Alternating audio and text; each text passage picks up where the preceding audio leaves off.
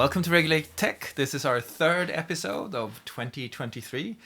Oh, time flies. And this time around we thought we would discuss the craft, discuss research, and discuss how we should make policy. And we decided to start with a couple of research papers. Which sounds very academic, but it's going to turn out to be incredibly interesting. So stay tuned. What did we look at? Well, Nicklas, thank you for finding some of these. But I think every now and then you start reading things which make you look at a problem through a new lens, and these papers did. And I guess the common theme is, so there's two of them in particular I was looking at. One around automated detection of hate speech, and one around algorithmic amplification of certain kinds of content.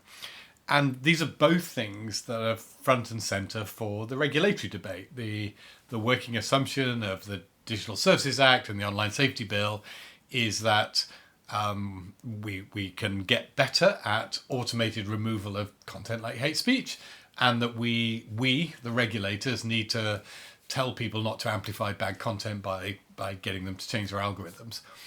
And these papers sort of caused me to take a step back, because essentially the common theme was in both of them to say, look, we can study this stuff, and lots of people do study it. Lots of people study automated detection systems. Lots of people study content amplification. They create sort of bots that like a bunch of stuff on social media and then see what else they get recommended. But these studies don't provide us the real answers to the real questions.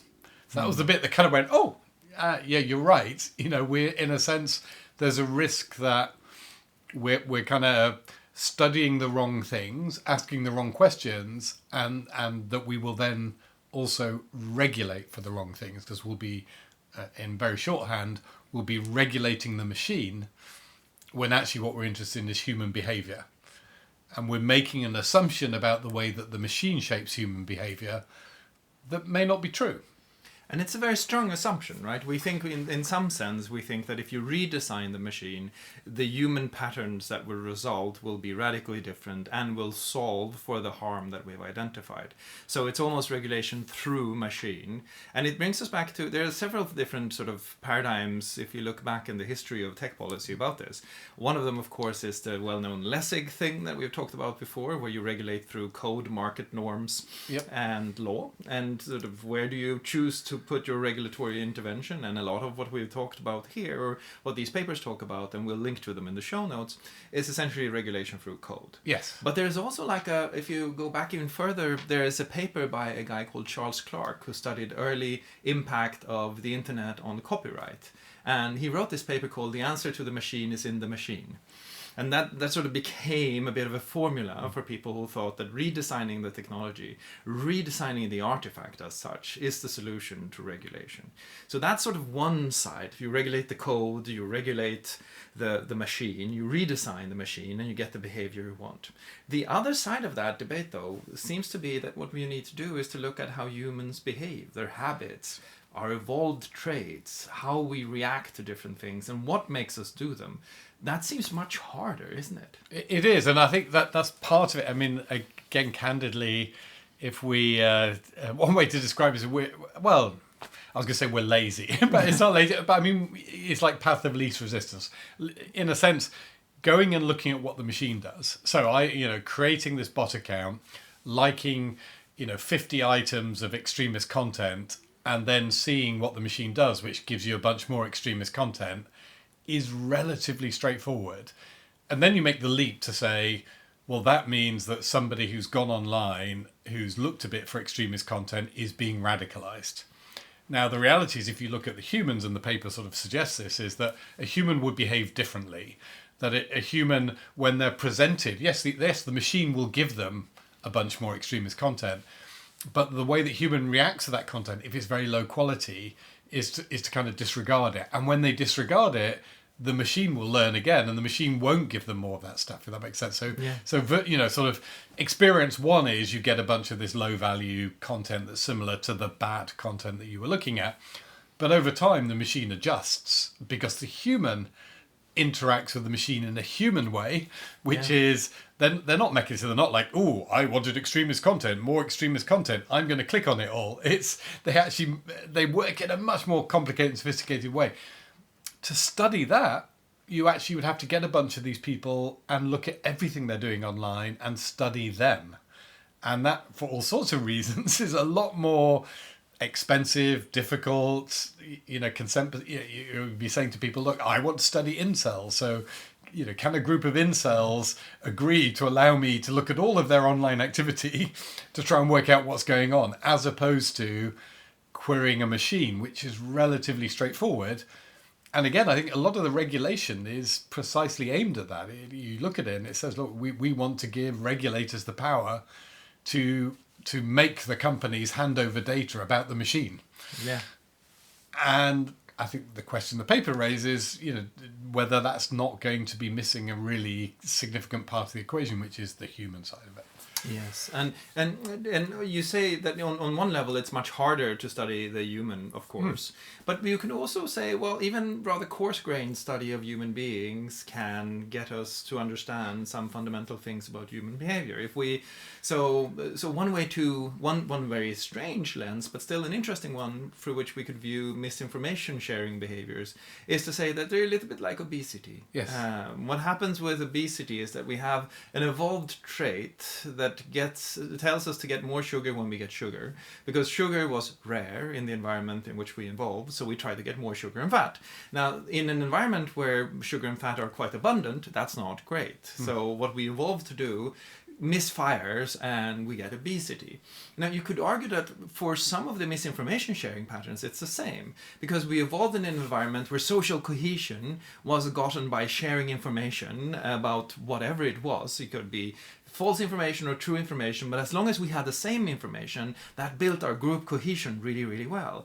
And it didn't really matter because there was a scarcity of information as well. Now, where we have an abundance of information and we no longer live in tribes but try to organize ourselves in democratic nation states, that same trait misfires, much as the sugar trait misfires. And so what we then can say is that even without studying the obese or those who share misinformation or racist content, we know some basic things about human beings, how they are made up, and maybe that's something that we should apply more to our technology policy studies. Yeah, I think understanding the people. So to your point on the misinformation, I remember at Meta, one of the sort of major tools that was developed as part of the anti-misinformation strategy didn't involve looking at the content at all. You didn't need to, but you looked at people who shared in a particular pattern.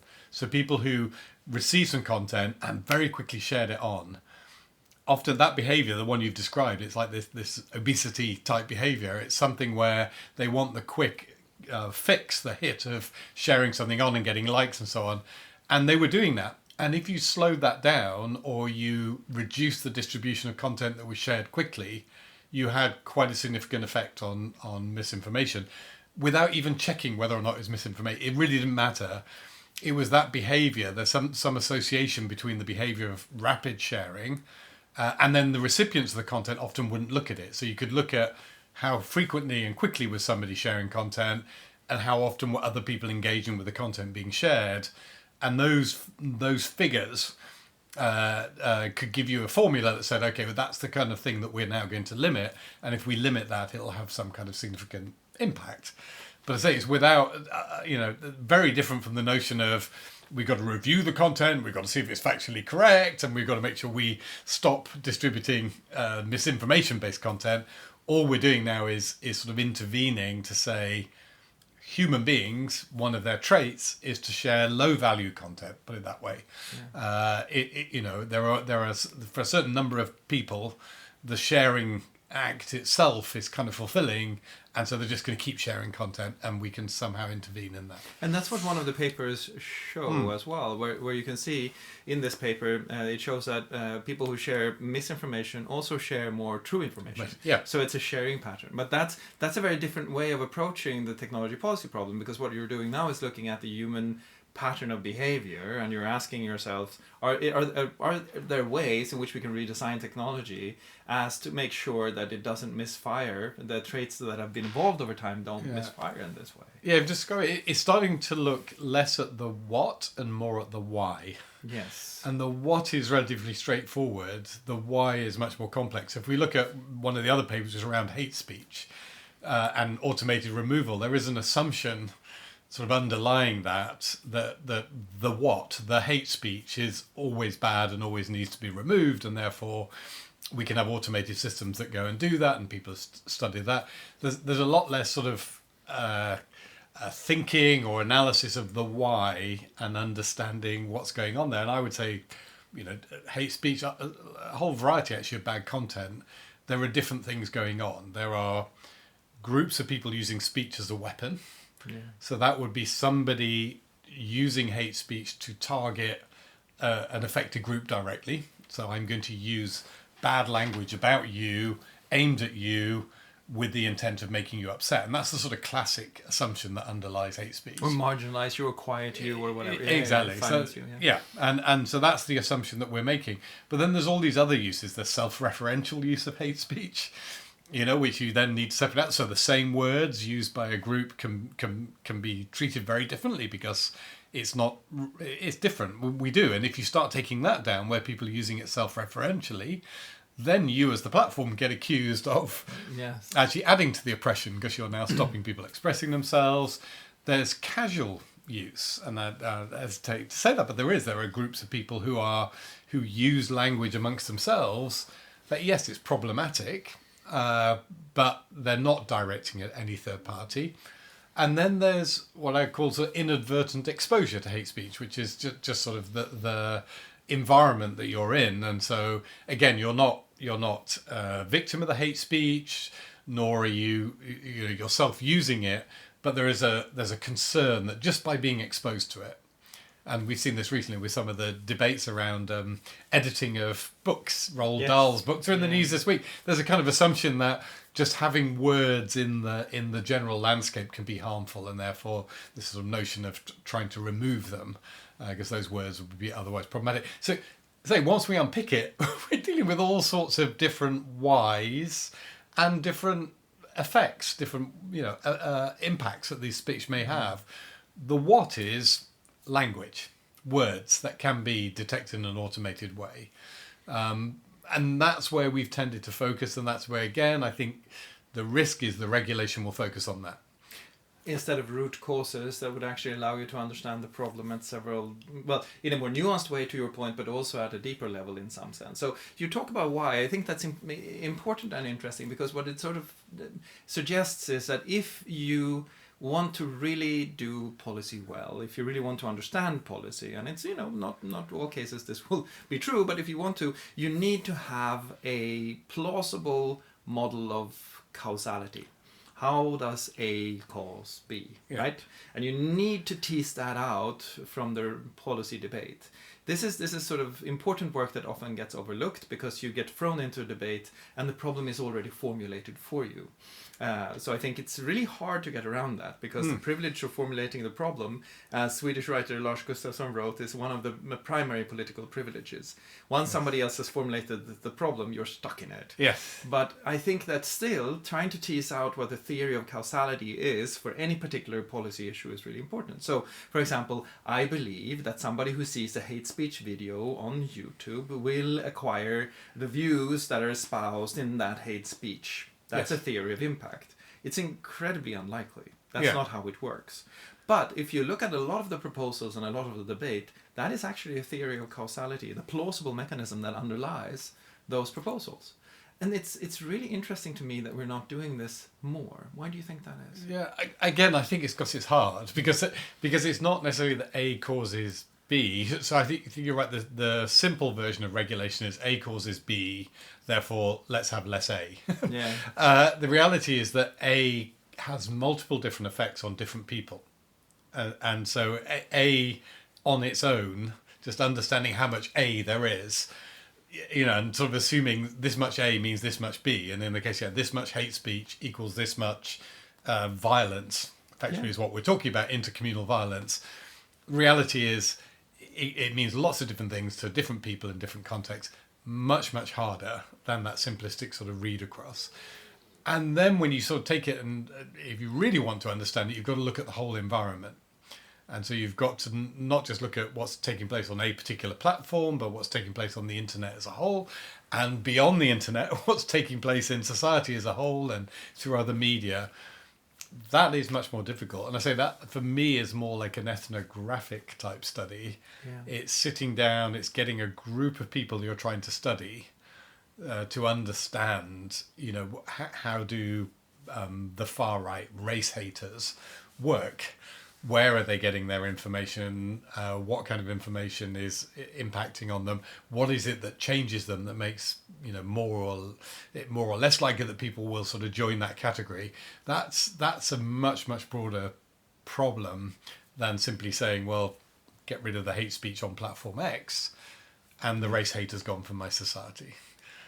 Which is sort of the assumption is almost like the race hate wouldn't be there. I mean, the platforms are given this incredible power that I'm you know, not sure they have, but it's almost like this thing wouldn't exist if it weren't for this platform. There would be no race hate if hate speech content didn't exist, and of course we know that's not the case. That's a sort of if you have a purist attitude, you would say go for the root cause, understand the problem, and then try to figure out what's happening. Look at a series of idealized cases and ask if it is true. So for misinformation, you could ask, is a really interested, committed citizen who wants to find out the truth about an issue unable to do so, and will that citizen be led to vote in the wrong way or in a way that's not in their interest in a democratic election because of what's on the internet? And the answer to that question, I think, is blatantly no. If you're that citizen, you're going to probably not suffer the effects of misinformation. But then there's another version of this, which is less sort of theoretical, less focused on the underlying causal models,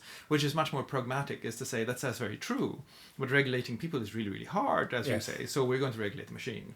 And if you for a second were to defend that pragmatic perspective that I think underlies some of this, that I regulate where I can. It's like the story about The Economist, where they find this economist looking for his keys under a street lamp, and then go, "What are you doing?" "I'm looking for my keys." "Why are you looking, where you're looking right now? Is that where you dropped them?" No, I dropped them over there, but there's a light here." Yes, yeah. So look at So I'm looking under the light, right? And that's a little bit what we have here. It is, but I think the big risk for me, and I'm thinking about this, I'm thinking about the online safety bill at the moment, in particular, and digging into it, is the big risk is we regulate and then people are disappointed because the regulation doesn't achieve what they thought it was going to achieve because it set itself unrealistic goals. So I think once you parse the problem out and you make your goals more realistic, then you can hope to achieve something. So take a different example, hate speech example, pornography. Access to pornography is quite a big part of the debate. I think it is realistic that we can deal with some aspects of the pornography situation. And there's one particular aspect which I think is the most realistic, and that is accidental exposure to pornography for an 11, 12-year-old, 10, 11, 12-year-old. When they're using internet services, I think it's realistic that we can work with the platforms to make sure they don't accidentally get involved, exposed to pornography. There's a lot of complexity behind that around age assurance and so on, but I think that's a realistic goal. I think it is harder, but still possible, to deal with the trolling aspect, which is people deliberately working around systems to push pornography to upset people. And I'm sure we all experienced it during the great lockdown of the Zoom call trolling, where somebody has... and it's like, that's an arms race. And again, it's worth going after because those people are bad people, but what you probably want to do is find some of them and lock them up and make sure that people understand there's a price that you will pay if you do non-consensual explicit imagery, you push that out, or you're going on some site and organising with other people to push pornography onto YouTube children's channels, that sort of stuff. That's a different problem, but again, reasonable. The one that's totally unrealistic is the sexually aroused 16-year-old, 17-year-old who happens to be technically too young, who wants to go and access some pornographic content. You can put a bit more friction in place. There's things you can do to make it a little bit harder, but you're not going to achieve the result of stopping them. I mean, No. and again, so if we parse the problem out and we have a regulation that recognizes all of these different aspects to a problem and looks at the ones that are highest value, most achievable, stopping an 11-year-old accidentally stumbling on porn, high value, I think most of us would agree that, we don't want kids to be accidentally, inadvertently sexualized in that way, and reasonably achievable. Again, the solution for that might be a very different solution. And you can have sort of age assurance tools that enable us to try and stop that. Great. And then if that's our goal, the regulation may succeed. If our goal is we want everybody under 18 never to see any porn ever, we're going to fail. Yes. And so that's why I think it's important. And then the whole thing gets discredited.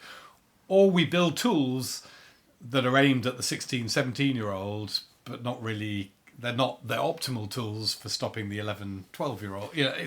We build the wrong things because we're looking at the machine and going like, number of impressions of porn rather than really parsing it out. And I mean, there's another version of this too, which is not that we are disappointed or that we're sort of let down, but we also just forget what the legislation was supposed to do, and then we move on. There's a surprising, puzzling lack of policy forensics, sort of going back and auditing a piece of legislation, say, what was this piece of legislation set up to do? What actually happened? And what can we learn from that? So I think it's really interesting to try to do this. It's hard to separate out the causes. Yeah. But if you look at, so one of the things that I've been thinking about recently is the changes that were put in place in copyright post the internet becoming a big deal. So we first had the WIPO Copyright Treaty, the 2001 European Directive, and the Digital Millennium Copyright Act in 98, I want to say, in the US. They were all intended to control and make sure that copyright moved to the internet in the right way. And then you have the parallel evolution of, say, the music delivery on the internet, from MP3s to peer-to-peer systems, back to the iPod and on to streaming. And now you can ask the question, is streaming the product of the WIPO Copyright Treaty in 1996 or not? That's a hard question, because it goes to both the design of technology, lots of DRM legislation in both the Copyright Treaty and in the European and the US legislation. But there's also a technological evolution here. Would that have been different?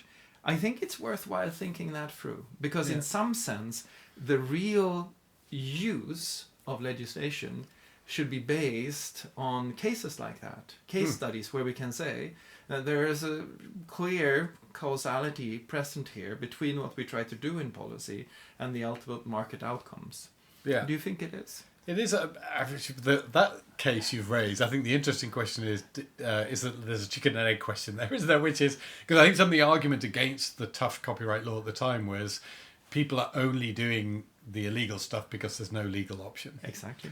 And so, yes, the question is, by spinning the wheels on dealing with the illegal, did we accelerate or slow down, actually, the other, the development of the streaming service? I think it's a really interesting question. And you need to go back and look at what people do. You're bringing me back to my favourite subject, which is cookie banners. Yes. And again, just as a reminder, when the European Union was considering the e-privacy directive, the original version said, and we should make sure that people can control in their browsers whether or not cookies are placed on their computers. That the concern was about online behavioural targeted advertising, that people were going to be tracked with cookies, and version 1 said let people control it in their browsers.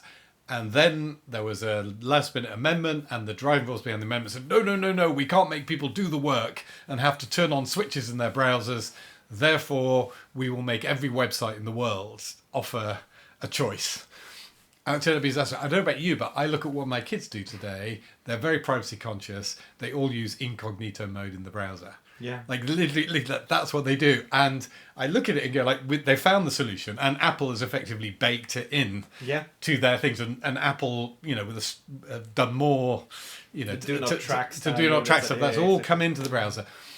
And that's the similar question. Like, by legislating for what policymakers thought was a good thing, have they ended up in fact has that resulted in there being more online behavioural advertising for more years because of a bad regulatory choice? And had we just gone for the browser standard straight away, there would have been less less of the harm, the online behavioural advertising collection of data, which we wanted to prevent. Yes. So that bad choice has taken the wrong direction. So you're right, these choices matter.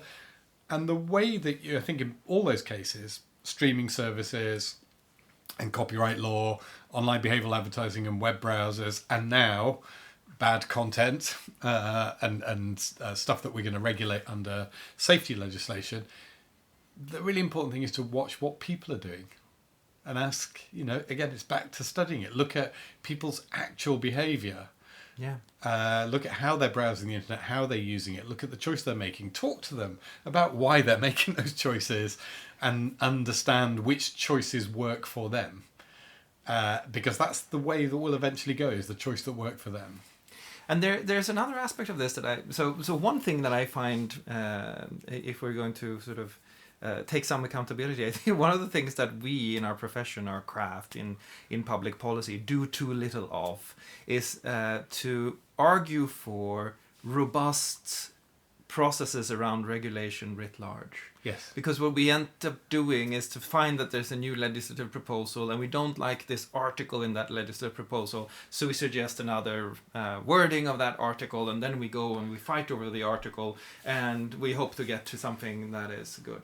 I think that we would probably be better off as a craft and as a society, frankly, if we spent 20% of our time on arguing for more robust policy analysis in the regulatory process, what the European Union refers to as better regulation, yes, which is always like this stepchild that gets thrown in, and some poor vice president gets settled with better regulation, and it rarely comes out to anything else than more impact analysis. And impact analysis is not it. It's sort of, we know that these are fudged over. You have made fun of some of the ones that have been launched historically, and they've sort of said that it's around $500 to evaluate the impact overall of the online safety bill, for example. So, but that's not it. What we need essentially is to set out audit criteria at the beginning of legislative work and say, here are the things that we're going to audit this law for in 3 to 5 years' time to see if we make significant change based on this model of impact and causality and harm. Right? If we had spent more time as policy professionals on making sure that debate, how policy is made, was more forefront, we might actually be better off. Yeah, right or wrong? I think you're right, but I think there's something else that I think, thinking of our profession, I have to raise, which is there agreement over the objectives? Because is it that we are looking at different technical ways to get to the common objective, or is the reality that the tech platforms have a different objective from the regulators? So again, when we're talking about the cookie banners versus the browser controls, is that because there is a consensus that we want to limit online behavioural advertising? Or is it that one side, policymakers, want to limit it, and the other side, platforms, don't? And therefore it's very hard. So so when platforms say, no, use this technology instead, the policymakers smell a rat and they say, no, you're only saying use that technology because it'll be less effective, because you haven't actually agreed on the objectives. And that, I think, is honestly something we've got to look at. And this comes through in all the safety stuff. And again, why it's really important to parse this out. If government is coming along saying, I want age verification, there are lots of different ways you can do age verification or age assurance, different language for different ways of doing it. Is there common agreement? Or are the online services that are being regulated and the regulators agreed that what they're trying to do is the same thing? And if it was, as I described, something like, we want to stop 11 and 12-year-olds inadvertently accessing pornography, both sides would probably agree on that, and then we can argue about the different tools, and we can put one in place, and then we can do an assessment and change after 2 years if that one's not working. But often that baseline conversation hasn't happened, where we've actually agreed that what we're talking about is different ways of achieving a shared objective, as opposed to having different objectives. Yes. Which But Yes. even when you have different objectives, though, you would benefit from outlining what those objectives are and how you think they should be audited. So Yeah. if you have in the extreme early days of the internet, I think many online companies had the objective of economic growth, growth of our market, growth of our profit, growth of our companies, and they could have spelled that out and say, we think this is overall good for society, it's going to generate trickle-down effects, and it's going to be great for everyone, right? And then government could say, well, we think we actually need a bit of control over the content, we need to make sure we protect copyright and allow people to make their own decisions when it comes to data and privacy. So you would have different articulated objectives and different audits for them. You could have a sort of rational discussion about that. But one of the reasons that this is not happening is that there's no clear institution that does this in the legislative process. There is no clear point in the legislative process where you agree on the objectives, to your point. Yeah. And you can be cynical about this and say, and that's because politics is about power. And all of this is just a negotiation of how much power each party should have. And, in the European US context, it's about how much US companies get to do on a European market.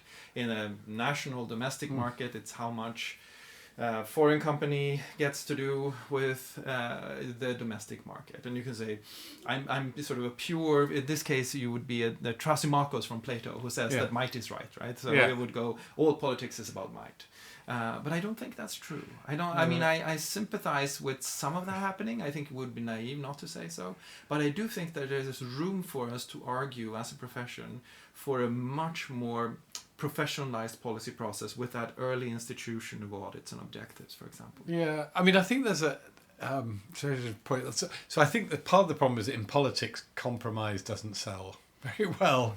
And so I think you put your finger on something quite interesting, which is, again, come back to my online behavioural advertising model. There are different objectives there. One is we care about people's privacy and we don't want excessive collection of data.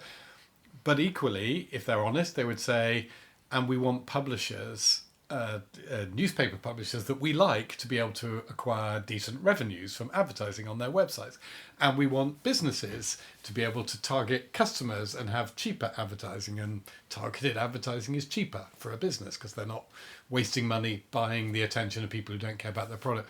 So you put all that together and there's a compromise position which says, we want to probably restrict online behavioural advertising a bit more than today. But we don't want to get rid of it, because if we get rid of it, then we damage the newspaper publishers and we damage the small businesses who use it. But politics, that doesn't sell, does it? So you're either all in on one side or all in on the other side. And it's interesting you say this, because I watched the process with something like the Online Safety Bill in the UK, which, as UK legislation is, it was largely drawn up by, professional civil servants working with outside interest groups and experts. So you had a process where I think that process does tend towards compromise. It's like on the one hand and on the other, we're trying to balance things up. We're not trying to kill the internet. We're trying to use my language, regulate it without breaking it, bring it into the political domain, and you start to get more absolute. and people say, I want to stop all pornography. I want to stop all hate speech, and not, I want to limit hate speech, but not so much that it destroys the platforms. And then, well, they do actually. They say, I want to. In fact, it's almost worse because they throw two absolutes in. I want absolute freedom of expression and absolute cleanliness from hate speech. So they don't get to the position of saying there's something in between where you're not going to have complete freedom of expression. We're going to limit it, and we're not going to get rid of all hate speech. There's going to still be some, but that's really hard to sell in politics. But I think that's the answer. That's where there is a consensus point. I think in a way, handing over to an independent regulator, part of the logic of that is the hope that the independent regulator within their remit will be more balanced than the politicians ever can be. Yeah, and so maybe you could argue then that you're never going to get that initial analysis of what model we have of the world. You're always going to have to rely on enforcement to tease that model out and see where the limits and the balance is to be struck. It seems, I still think that there is something to be said for investing some of your time, if you're working with public policy, in technique of regulation, if it's enforcement in the regulator or if it's just the way that this process is set up, encouraging something beyond the impact analysis that describes the problem a little bit better, perhaps. Yeah. But I think that's a very long-term investment. I think that's absolutely with you. I think the game changes when a regulated platform is able to say, okay, policymaker, I understand your objective. Here's what's realistic. And we tend to rarely fight on that battleground. So take my age assurance pornography thing, for the platform to say, this is what I can do. I can have a pretty good go at getting rid of all the inadvertent access to the porn. But I've got this problem with the trolls, and they're going to slip through every now and then, but here's some reasonable steps I'm taking to stop it. And here's why I think that the determined 16, 17-year-old probably is going to get around the checks that I put in place, but here's enough friction. If they could have that conversation, that much more sophisticated, nuanced conversation with the regulator, I think that would be extraordinarily helpful. And I would recommend trying to have that conversation. I know why they won't, and partly it's the legal risk issue, is that we can never confess to any weakness. That I think is a real problem. I mean, in the online safety bill, the thing I keep saying that I think is most interesting about it is the idea that you do risk assessments, and the risk assessments are shared by platforms with the regulator, which could be this, right? And they should be this. They should be that nuanced, honest appraisal of what can and can't be done, and trigger a discussion about whether or not that meets the objectives. The fear is they won't be that. They'll be, be holding back because I'm being asked to be perfect, and therefore I can never admit any imperfections. So I hope they'll be nuanced. When I'm there as a legislator now, and I'm sitting there, I would be happy to say to the platforms, when we say we want you to ban pornography for underage people, this is what we actually mean. Yes. I'm willing to say that, and I hope the platforms come back to, well, we can do that. But I think that's probably exceptional. I think that there are more people who are like, no, to your thing about power. We have the mic. When we say ban pornography, just ban pornography. Like not being nuanced enough to say there's different forms of harm. When we say ban hate speech, ban hate speech. Not being nuanced enough to say, in these contexts, yes. Private conversations amongst groups of individuals, that ban is heavy-handed.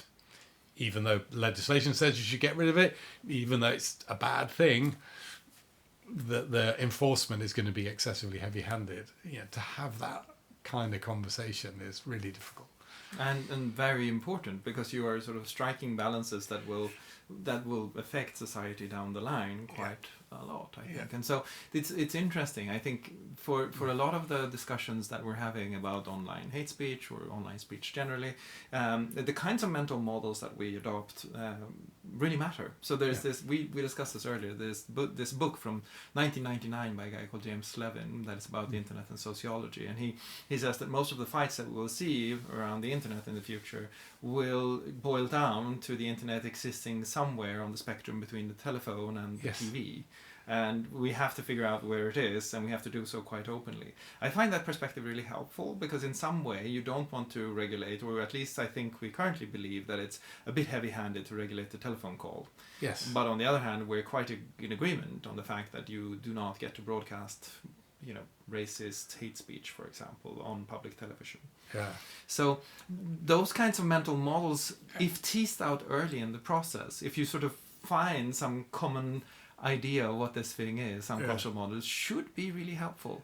And I think it's something that would be interesting for us to spend more time on as we progress sort of into more technology regulation down the road. I think you're right, because we bandy around slogans.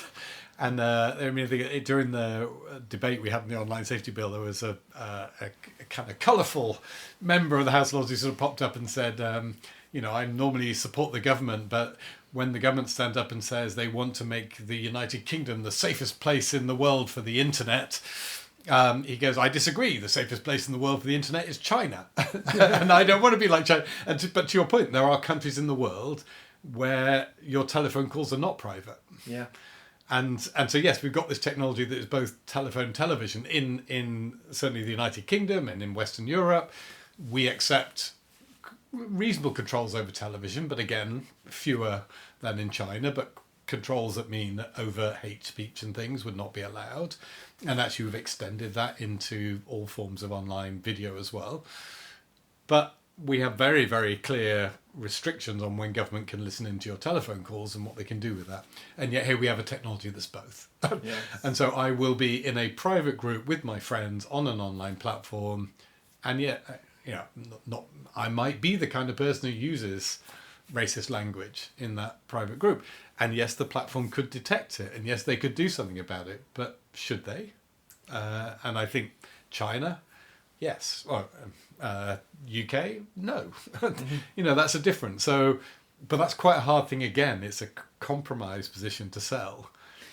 Where you also have to understand human behavior and to realize that if you start regulating television really, really hard, what happens is a displacement effect into telephony, right? Yeah. So you end up in a situation where if you regulate online content, you end up with these smaller circles, networks that are harder to both interject into and sort of try to get people to see another perspective and to monitor. So again, we come back to human behavior Exactly. as the key thing to understand. Yeah. Because that's the other thing, right? When you regulate the machine, when your view is that the answer to the machine is in the machine, you get a second order effect that is a shift in human behavior. Yes. So this is, again, if we go back to our music example, when you started to sue the internet providers because people put up MP3 files on their web servers, what happened almost immediately was that, and they were off-boarded and banned and all kinds of things, was that you saw the development of Napster. And then you attacked Napster, and second-order human behavior change, you got peer-to-peer in Kazaa and LimeWire. And you started to attack them, and then you got BitTorrent.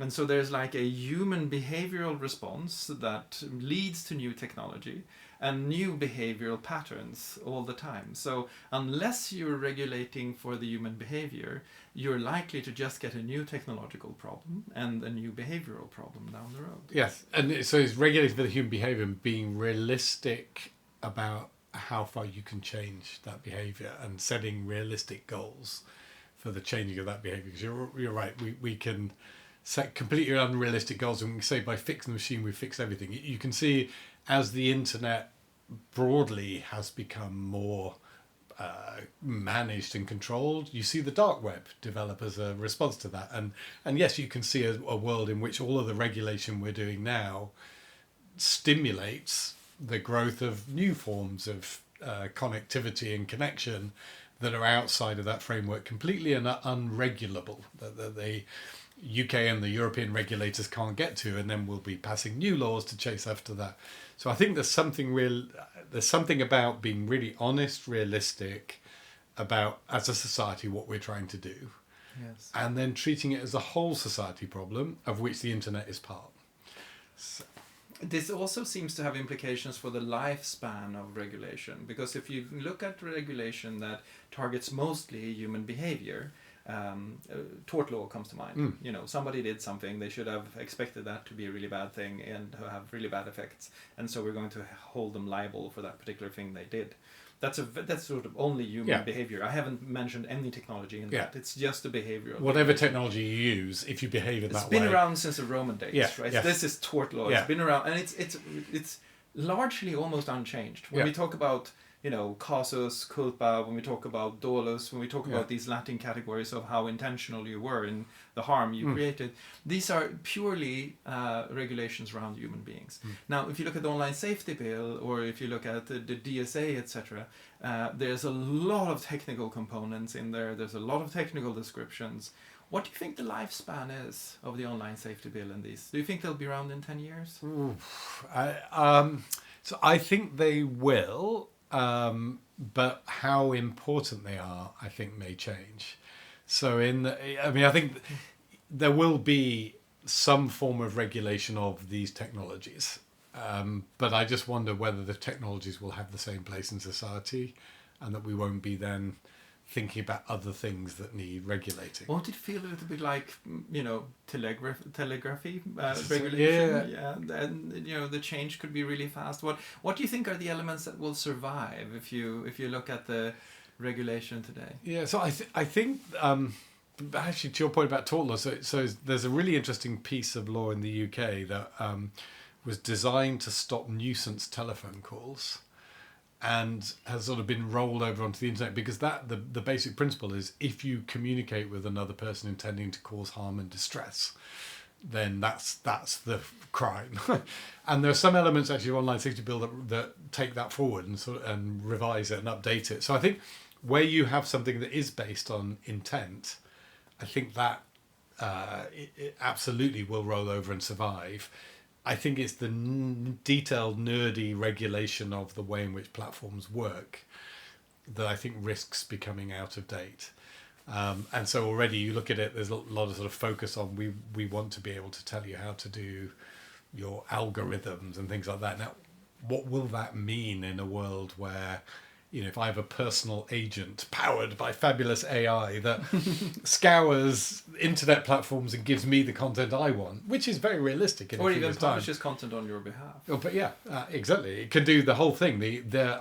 I can be represented on the internet by a machine that is powerful, but which is my machine. It doesn't belong to, Meta or Google or anybody like this anymore. They may have helped create it, but in a sense, I'm the controlling mind for my own machine. What does that mean for regulation? So I think there's going to be, those are the kind of shifts that, and still when they talk about future proofing, they're saying, well, this will apply to the metaverse.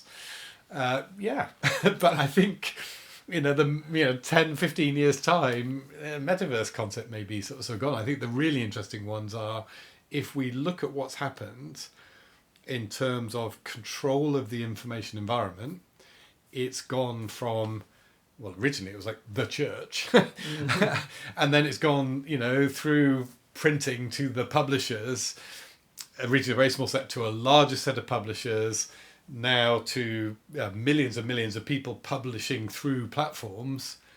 Next stage of evolution may be that we don't need the platforms. And also that publishing and texts are written by, for example, artificial intelligence. And so that the content that you're regulating is not intentionally created by a human being who can be held responsible for it. But it might be created by one or several AIs in a network that in some way put this content up, right or wrong. Yes, exactly. So we're in a world where if the thing that you are trying to regulate, which is platforms, VLOPs, Category 1, Service Provider, all of that stuff, those things that you are trying to regulate are no longer have the same role that they used to have. And you're right, the content, the assumption is it's people pushing out content. Yeah. It's Russian bots pushing out misinformation, but those bots have a person behind them. What happens when they're free floating and not? They're not Russian. They're my bots because I've created them because I want to tell the world about something. Once we move into that world, which I think is the world of 10, 15 years time, a lot of the regulatory concepts we're using today will not apply. The thing that would roll over is anything that relates to human behavior. Which brings us back to the research point, right?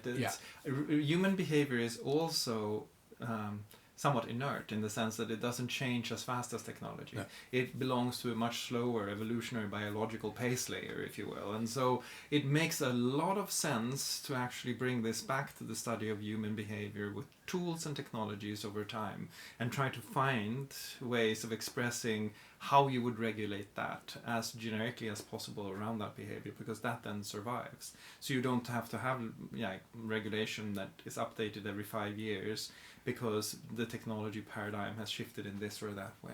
I think that's right, but I think where you would want to regulate the technology is where it has sort of particularly outsized effects on society. It creates unfairness, it creates all sorts of things that are happening. You're right, the humans are the same, but technology in a free world, we keep going back to things like cryptocurrency and stuff like that. There's something in cryptocurrencies that potentially could result in sort of significant unfairness, damage to society, economic damage to individuals, that is sort of beyond their control, actually. It's outside of them. And so I think for regulators to focus on things like that, things that are causing or potentially sort of can cause significant harms that you would then want to redress and get in earlier on those, makes perfect sense to me. But a lot of the stuff that we are worried about, which is communication, those are the ones, interpersonal communication, me publishing my views on things, sharing views with other people. In that space, we're absolutely talking about human behaviour, things that are as old as the hills. And the health of democracy and the health of the deliberative process, etc. Now, one counter-argument to sort of really get to the bottom of this, one thing you could say if you wanted, is that regulation is not to address harms, which is what we've been assuming all the time. It's not to achieve a state in which a certain behaviour is or is not available to people. But what regulation is for, or a large function of regulation, is to negotiate a new technology as it's introduced. So what we're doing is that we're learning about the technology in the regulatory process. We're talking about it, we're involving people in that process, and the regulation that comes out at the end is not as material as the process.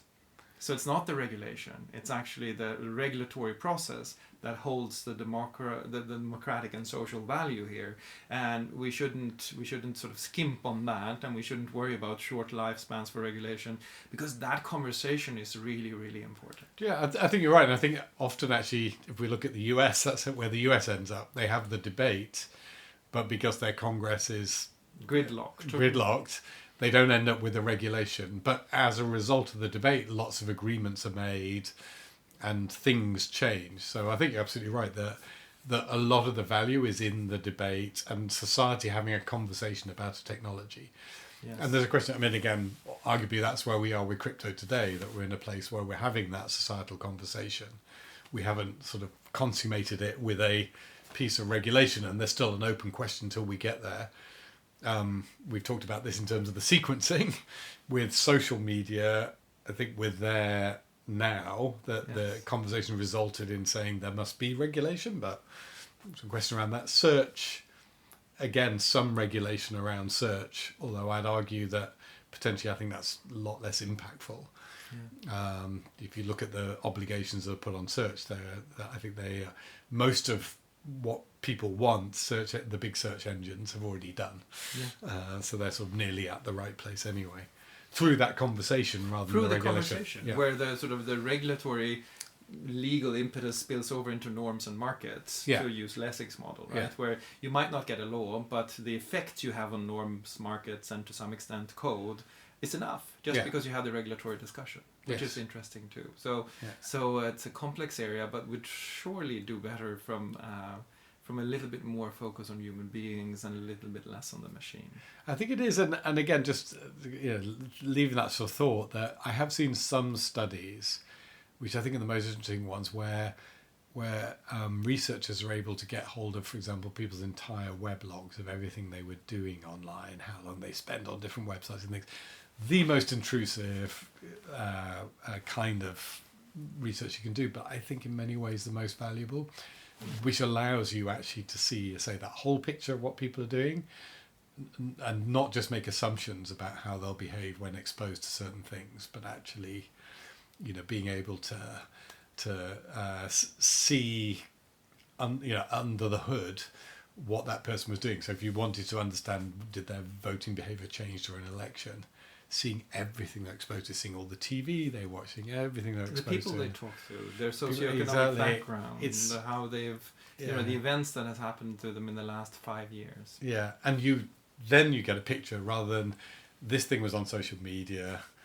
The machine tells me it was shown this number of times. These people voted this way, therefore QED. Yeah.